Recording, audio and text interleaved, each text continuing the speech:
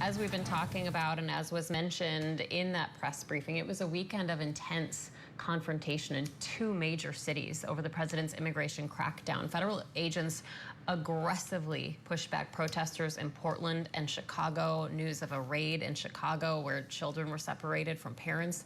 The president also took steps to deploy hundreds of National Guard troops to those states where the Democratic governor said they're not needed.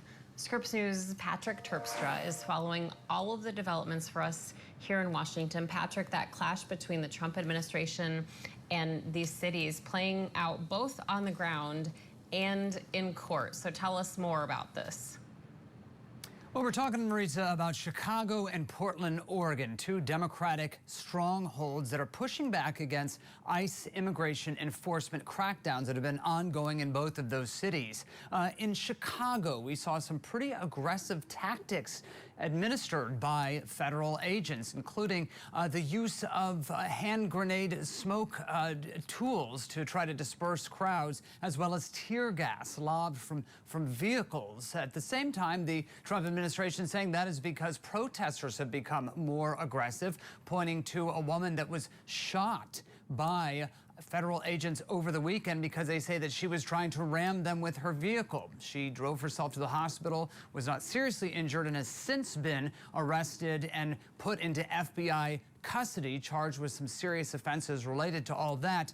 But Illinois' governor has come out to say that all of this by the federal government is simply making things worse. He wants to see them not deploy hundreds of National Guard as they are trying to do. He has announced a lawsuit filed today that would attempt to keep the National Guard out. At the same time, earlier this morning, we heard from Chicago's mayor, Brandon Johnson. He has signed an executive order establishing what he calls ICE-free zones, areas designed to prevent ICE from coming in. Private stores, for example, and local government buildings where ICE would not be welcome. Here's how he described it earlier today.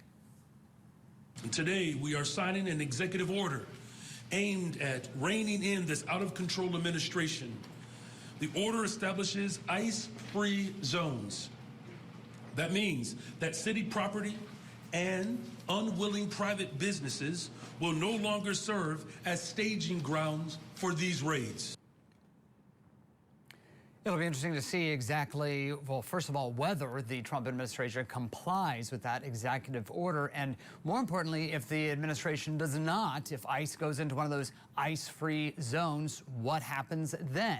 At the same time, over in Portland, Oregon, on the West Coast, also protests over the weekend and attempts to send National Guard troops there from Oregon, California, and Texas. There were two court orders that came down from a Trump appointee on the federal bench, both of those orders saying that those National Guard cannot be deployed to Portland, Oregon without the permission of the governor there. That governor, a Democrat, making clear that she does not want the National Guard released there.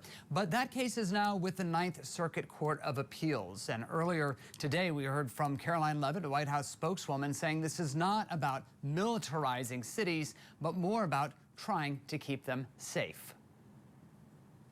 And it's a shame that we see in some cities across the country that their mayors are just simply refusing to cooperate because they don't like Donald Trump. And that's what this boils down to. And I don't think any American would disagree that Chicago needs more law enforcement reinforcement. And after a weekend of very serious clashes between those protesters and the federal agents, neither side backing down in either of those cities, Chicago or Portland, Maritza.